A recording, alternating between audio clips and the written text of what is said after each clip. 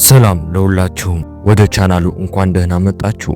ዛሬ ሁላችንም በውስጣችን ስላለ ነገር ስለ ህልማችንን ማውራት እፈልጋለሁ። ምናልባት ህልምህ ንግድ መጀመር ሊሆን ይችላል። ምናልባት ዓለም መዞር፣ ምናልባት ዘፋኝ፣ ጸሐፊ፣ አትሌት መሆን ወይም በቀላሉ ደስታና በነፃነት የተሞላ ህይወት መኖር ሊሆን ይችላል። ግን ችግሩ ይህ ነው፣ ብዙ ሰዎች ህልማቸው ይተዋሉ ወይም በጣም እንደረፈደባቸው፣ በጣም ከባድ እንደሆነ ወይም በጣም ከእውነታው የራቀ እንደሆነ ያስባሉ እና ይሄ ልቤን ይሰብረዋል። ምክንያቱም እውነቱ ይህ ነው፣ ህልም ካለህ እሱን ለማሳካት ብቃት ስላለህ ነው። ያለበለዚያ በአእምሮህ ውስጥ እንኳን አይኖርም ነበር። በዚህ ቪዲዮ ውስጥ ህልምህን ወደ እውነታው ለመለወጥ የምትከተለው የተሟላ የመንገድ ካርታ 10 ኃይለኛ ደረጃዎችን አካፍልሃለሁ። ይህ ባዶ ወሬ አይደለም። እነዚህ የሚሰሩ ተግባራዊ እውነተኛ እርምጃዎች ናቸው። እናም በዚህ ቪዲዮ መጨረሻ ላይ የምትከተለው ግልጽ የድርጊት እቅድ ይኖርሃል። በመጀመሪያ ህልሞች ለምን አስፈላጊ እንደሆኑ እንነጋገር። ህልሞችህ እንዲሁ በዘፈቀደ የሚመጡ አይደሉም። እነሱ ከልብህ የሚወጡ ምልክቶች ናቸው። እንድትኖር የታሰብከውን የህይወት አይነት ነፍስህ የምትነግርህ ሹክሹክታ ነው። ብዙ ጊዜ ህብረተሰቡ እውነታውን እንድትቀበል፣ ግቦችን እንድታሳንስ። ግን ይህንን አስብበት። እያንዳንዱ ታላቅ ፈጠራ፣ እያንዳንዱ መጽሐፍ፣ እያንዳንዱ ኩባንያ፣ እያንዳንዱ የጥበብ ሥራ በመጀመሪያ የአንድ ሰው ህልም ነበር። አውሮፕላን በአንድ ወቅት እብድ ህልም ብቻ ነበር። አምፖል አንድ ሐሳብ ብቻ ነበር። ዩቲዩብ ራሱ በአንድ ወቅት ህልም ነበር። ስለዚህ ህልምህን ስትተው ራስህን ብቻ እየከዳክ አይደለም፣ ዓለምን አንተ ብቻ ልታመጣው የምትችለው ልዩ ነገር እየከዳክ ነው። ለዚህም ነው ህልምህ መከተል ራስ ወዳድነት ያልሆነው ኃላፊነት ነው። ደረጃ 1 ግልጽነት። ህልምህን ለማሳካት የመጀመሪያው እርምጃ ግልጽነት ነው። ማየት የማትችለውን ኢላማ መምታት አትችልም። አብዛኞቹ ሰዎች ስኬታማ መሆን እፈልጋለሁ ወይም ሀብታም መሆን እፈልጋለሁ ወይም ደስተኛ መሆን እፈልጋለሁ የሚሉ ነገሮችን ይናገራሉ። ግን እነዚያ ግልጽ ያልሆኑ ምኞቶች እንጂ ህልሞች አይደሉም። በምትኩ ልዩ አድርገው በአንድ ግልጽ አረፍተ ነገር ጻፈው።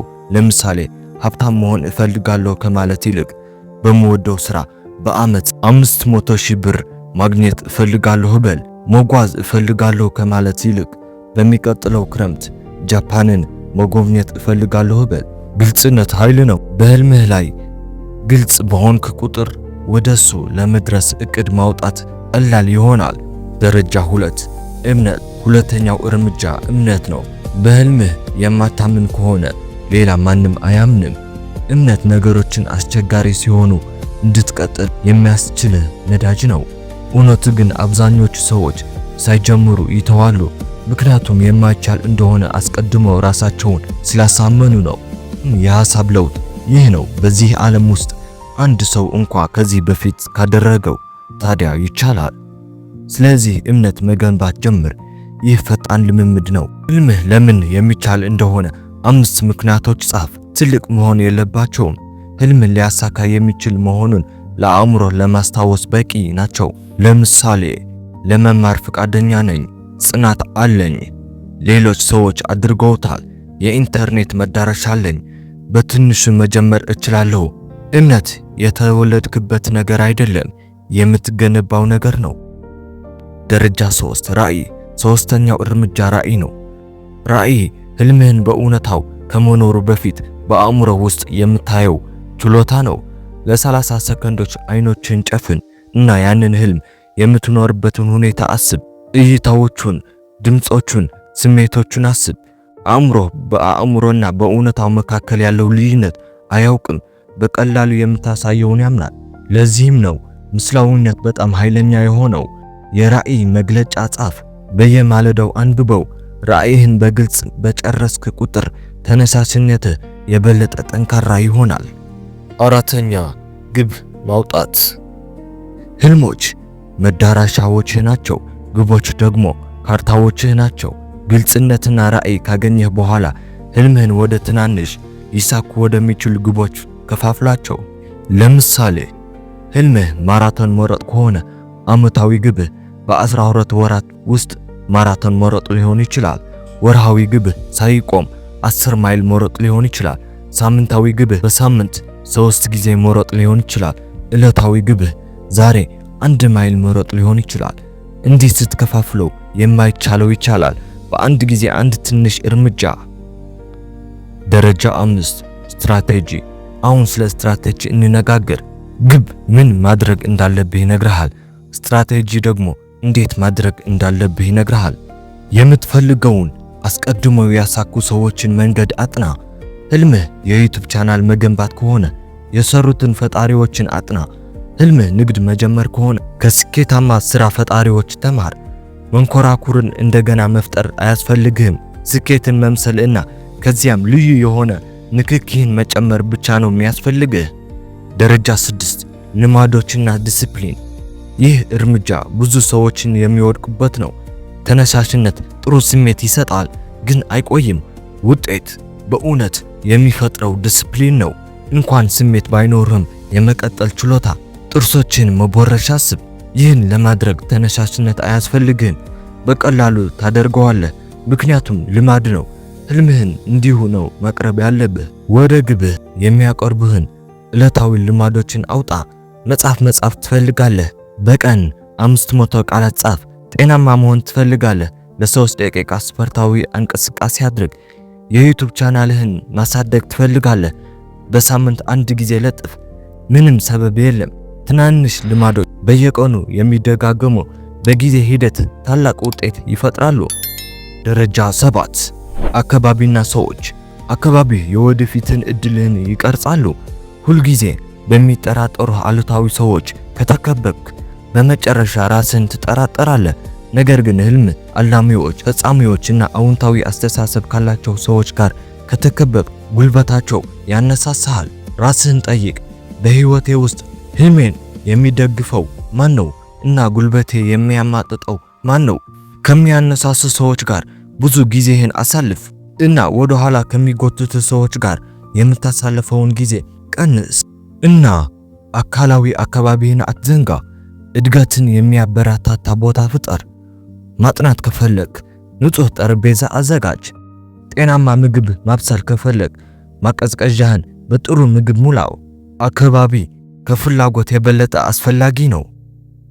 ደረጃ 8 እርምጃ መውሰድ። ድርጊት በህልሞች እና በእውነታ መካከል ያለው ድልድይ ነው። ብዙ ሰዎች ዝግጁ እስኪሆኑ ይጠብቃሉ። ገምት።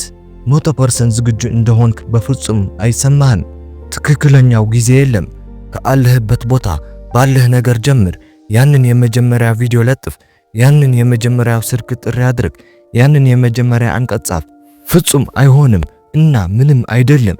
እድገት ከፍጹምነት የበለጠ አስፈላጊ ነው። ደረጃ 9 ጽናትና ውድቀት። ውድቀት የስኬት ተቃራኒ አይደለም፣ የሂደቱ አካል ነው። የምታደንቀው እያንዳንዱ ስኬታማ ሰው 0 ቁጥር የሌላቸው ጊዜያት ወድቀዋል። ማይክል ጆርዳን ከ9000 በላይ ኳሶች አምልጦታል። ጄኬ ሮሊንግ ሃሪ ፖተር ከመታተሙ በፊት በ12 አታሚዎች ውድቅ ተደርጋለች። ልዩነቱ እነሱ አልተውም። ስትወድቅ እኔ በቂ አይደለሁም አትበል። በምትኩ ከዚህ ምን መማር እችላለሁ ብለህ ጠይቅ። እያንዳንዱ መሰናክል ወደ ስኬት የሚመራ ግብረ መልስ ነው። ደረጃ 10 የእድገት አስተሳሰብ። የመጨረሻው እርምጃ እድገት ነው። ህልምህን ለማሳካት እሱን ለመኖር ወደሚቻለው ሰው ማደግ አለብህ። ይህ ማለት መማር፣ መላመድ እና ያለ ማቋረጥ ማሻሻል ማለት ነው። መጽሐፍትን አንብብ፣ ኮርሶችን ውሰድ፣ አዳዲስ ክህሎቶችን ተማር፣ ራስን ተፈታተን። ምክንያቱም ዛሬ ያለህ ሰው ትልቁን ህልምህን የሚያሳካው ሰው አይደለም። ወደዚያው የራስህ ስሪት ማደግ አለብህ። ምሳሌ የአንድ ሰው ታሪክ ላጋራችሁ። ከውጣ ውረድ ወደ ሊቅነት የደረሰ ታሪኩ ስለ አልበርት አንስታይን ነው። አልበርት አንስታይን ሁሉም ሰው እንደሚያውቀው ሊቅ ሆኖ አልተወለደም። በልጅነቱ ለመናገር የዘገየ እና በትምህርት ቤት ይቸገር ነበር። አስተማሪዎች አልፎ ተርፎ ችግር ፈጣሪ ይሉት ነበር። ግን አልበርት ልዩ ነገር ነበረው፣ የማያቋርጥ የማወቅ ጉጉት። ማንም በማይረዳው መንገድ ዓለምን በመጠየቅ ማሰብ እና በመገመት ብዙ ሰዓታትን አሳልፏል። ገና ወጣት እያለም ውድቀት ገጥሞታል። የማስተማር ሥራ ማግኘት አልቻለም እና ያልተመኘውን የአካዳሚክ ሥራ ርቆ በፓተንት ውስጥ ይሰራ ነበር። ሆኖም ግን በትርፍ ጊዜው መማር፣ ማስላት እና መሞከር ቀጠለ እና ከዚያ በ1905 የመሬት ገጽታ የሆኑ ጽሑፎችን አሳተመ። ከእነዚህም መካከል አንጻራዊነት ጽንሰ ሐሳብ ይገኝበታል። ዓለም በመጨረሻ ሁልጊዜ ያወቀውን ነገር አየችው። አልበርት አንስታይን ተስፋ ለመቁረጥ ፈቃደኛ ያልሆነ ሊቅ ነበር። አሁን ከእናንተ መስማት እፈልጋለሁ። ህልማችሁ ምንድነው? በአስተያየት መስጫው ላይ ጻፉ። አትፈር።